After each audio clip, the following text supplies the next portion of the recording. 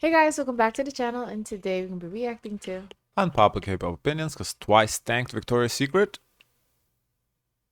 Spoiler Question alert, mark! they did it. Somebody Exclamation lied point. to her several times and told her that she was They did fly, it. hot, and sexy and beautiful, and she's nothing like that. She's nothing of the sort. Let's start with Twice's Victoria's Secret fashion show performance. The unholy marriage between pastel empowerment and lingerie capitalism that gave us more chaos than cleavage. The second Twice hit that runway, the internet turned into a courtroom. Vocals on trial, stage presence under cross-examination, and Lisa's ghost dragged in for God knows why. They performed Stage presence was okay. I didn't mind stage presence. I think they were fine stage presence wise. I feel like the stage presence could have been better if the camera work was Yeah, better. the camera didn't do good, but them Yeah, themselves, I don't think this was because bad. I said like, oh, it looked like they were filming like with a whole bunch of people on stage, even though it was just four.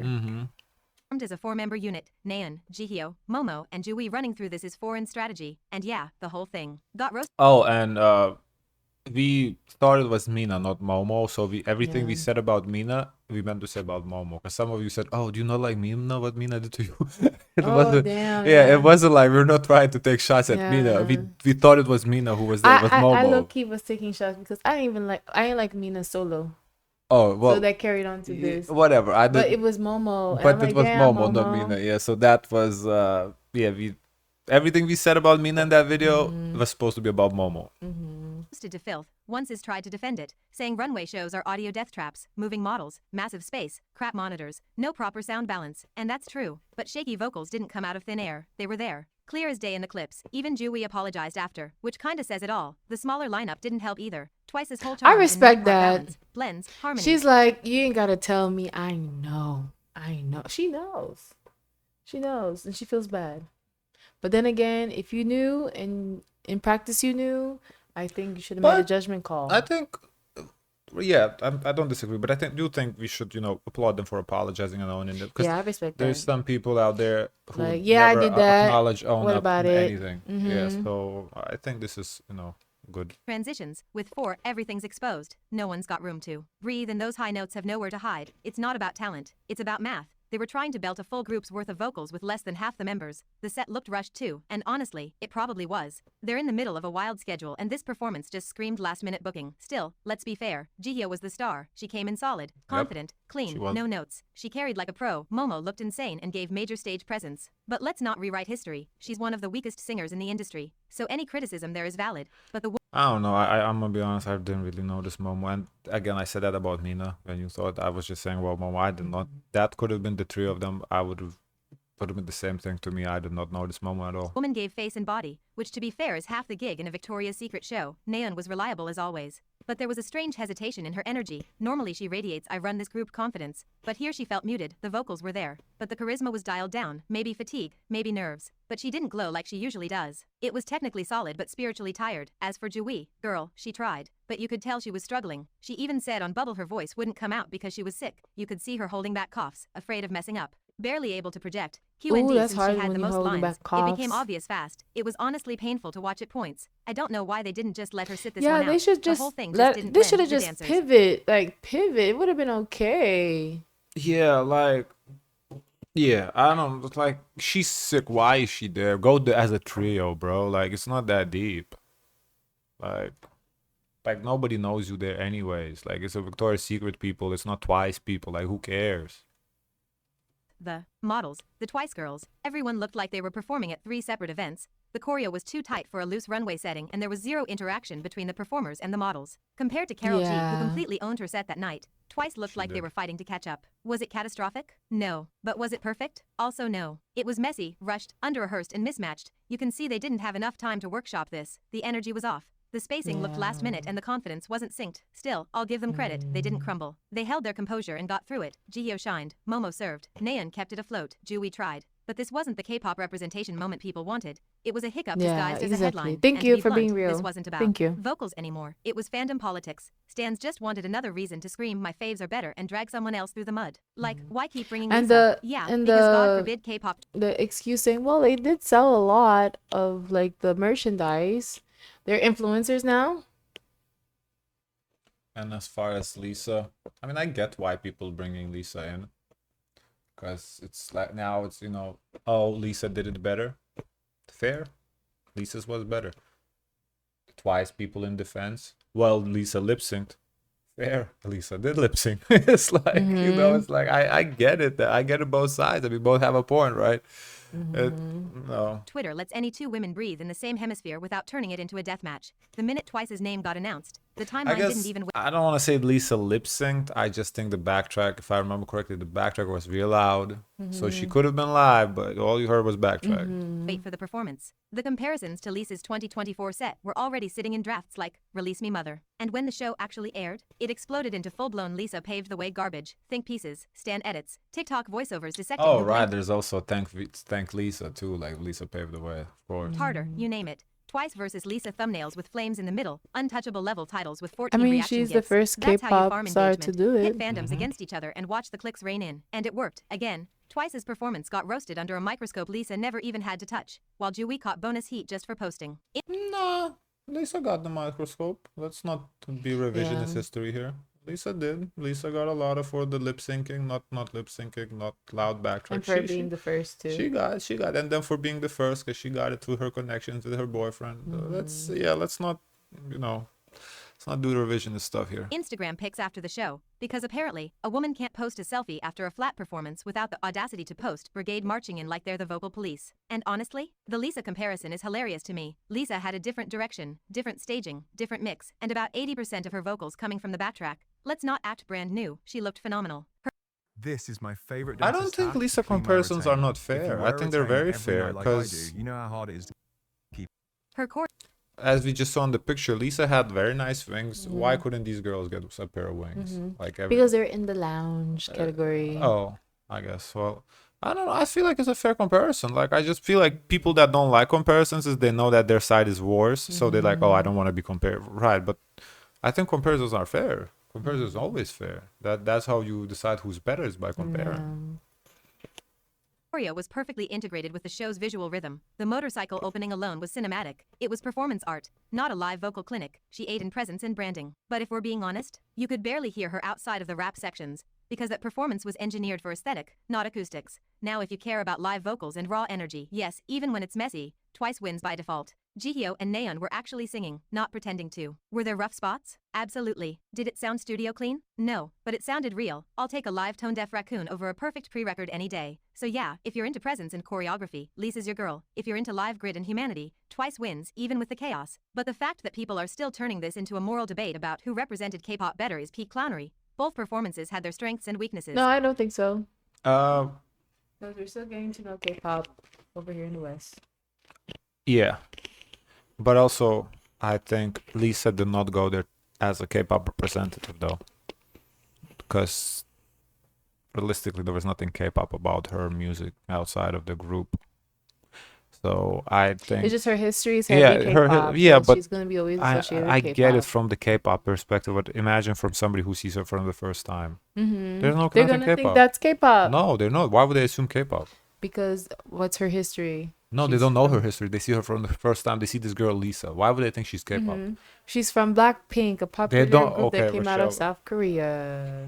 You're not listening to me. Okay. They see someone, this girl Lisa, for the first time. Yeah. They don't know nothing about no Blackpink. Okay. They don't know nothing. They look see her up. They look her up No, online. they don't look her up. They just Listen- see her. No, but when you grow interest, you're gonna look the person But up. just What they gonna without looking up, you just see her. You don't think K-pop. Why would you think K-pop? You think, oh, Well, her- the song is in English, so they're gonna Exactly, think, the oh, song- first is she, where she's from, where is she coming from, where did she came from? okay, but without looking up. She doesn't give nothing is K-pop. The songs are in English, very Western songs. Her name Lisa is not an Asian name. She's a soloist. You wouldn't think K-pop. You would think she's like a smaller American act Until you look her up. until you look her up. Yes, Boom. but with Twice, you see, okay, 4 Asian girls in a group, you immediately assume K-pop. There's a difference, even though the songs were English. The songs were I don't English. know. I don't know. That's what I'm saying. I don't feel like Lisa was there representing K-pop at all. I think Lisa was representing Lisa. Twice was representing K-pop, however. The only losers here are the ones treating women in music like gladiators fighting for validation from a lingerie brand. Next up, I don't know the what Bailey do you sock do versus if you Tarzan. see like 4 Asian women together if you assume K-pop. if you know what K-pop, that if you have heard about K-pop, you probably would. If you've never heard even K-pop too, you just see. I don't. Yeah, then I don't think you would assume K-pop. Because the Then name it's just group, the name of the group is Twice. like, It's in English. Like 8, the latest episode of All Day Project, Internal Bleeding, because apparently in this group, even a thumb tap can turn into a national crisis. So here's what happened. Bailey allegedly liked a TikTok dragging her own bandmate Tarzan, and within an hour, the fandom started vomiting. The post? A call-out video roasting Tarzan's now infamous time and place lecture about sagging a hanbok, a take that everyone and their grandma read as a passive-aggressive jab at Cortez's Keenho. The moment Bailey's name showed up under that like, boom, mushroom cloud. Is Bailey shading him? Is the group falling apart? Is Teddy Park gonna wake up and fire someone for the first time since 2015? Twitter went full detective mode. There are receipts, screenshots, screen recordings, full write-ups walking through which clip, which timestamp and which account. And yeah, maybe it was a fat finger slip, or maybe it was a full-on girl I said what I said moment. Either way, it happened, and that's all the internet needs. Fandoms don't wait for proof. They build fanfiction. Now suddenly they're convinced there's internal tension, that Bailey exposed herself, that the members secretly hate Tarzan, and that the Black Label is running a daycare instead of a group. And to be fair, screenshots can be faked, deepfakes, edited likes, cloned accounts, it's all possible. But logic doesn't trend, mess does, so the chaos ran wild for days. People dissecting group right. photos. That was what my thought. Like, how do we know this is the actual Bailey though? Too, like not somebody just recreated her account, but actual her. For micro expressions and rewatching interviews for Bailey's side eye. The only thing we actually know? That one like nuked the group's clean PR image for a week straight. Now, whether Bailey meant it or not, liking an anti-member post is still the dumbest avoidable cell phone in idol history, especially when the member you accidentally shade is Tarzan. The human PR grenade who's already dragging the group's reputation through cultural appropriation mud on a daily basis. Never heard that If your before. bandmate is a walking Grenade. brand hazard, your social media shouldn't be on scroll freely mode. You need triple layer, password protection, a lock screen, and maybe a spiritual cleanse. I'll be honest, I'm torn on this one. Because while the Black Label clearly loves the free PR Tarzan generates every time he says something tone deaf, even they wouldn't let the rest of the group publicly dunk on him. So maybe Bailey hit that like sarcastically, sure, drag my bandmate, I'm tired too. Or maybe she's genuinely over him. She could be. Or maybe she never did, and it's just all fake news. We don't know.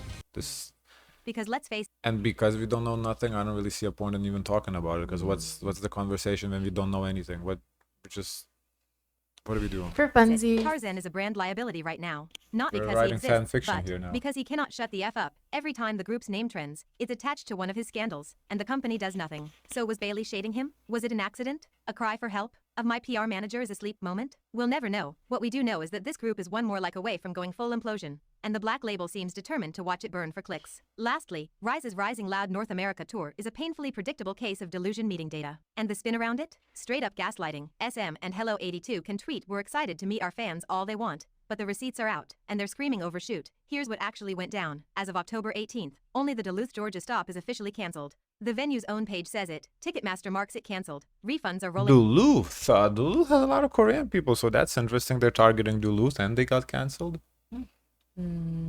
Out, and the organizer is listed as the one pulling the plug. Meanwhile, the other cities, New York, DC, and Seattle, are still up for sale. So no, the whole tour isn't dead yet. But let's not kid ourselves. But This slowly looks less they're like a losing, world like, tour and more like a events. slow motion implosion. And the warning signs were there, like bright red flares in the sky level obvious, around September 25th.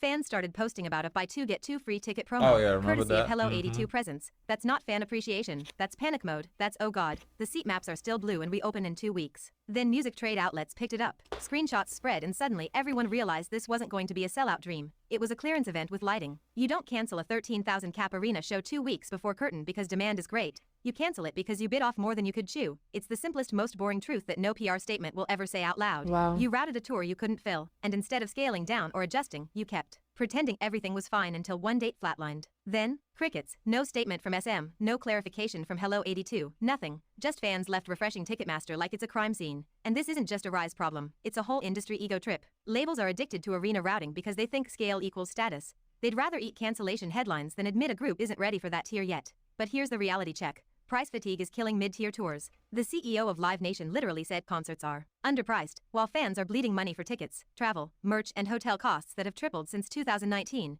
You can't scream global domination while the audience is maxed out on credit cards. Post-pandemic logistics? Brutal. A crew, buses, hotels, visas, every moving part costs more now. The profit margins are microscopic unless you're selling every seat or running a stripped-down show that matches your actual demand. But K-pop's big four companies still live in this fantasy where every group is stadium-ready just because they trended on TikTok for 2 weeks. Reality doesn't care, ticket sales do. So let's call it what it is. Duluth got axed because the demand wasn't there. The rest of the tour is wobbling. The silence from the top is deafening. And this whole thing should be a wake-up call to the K-pop industrial complex. You can't algorithm your way into a full arena. At some point, you either downsize or drown in your own marketing delusion.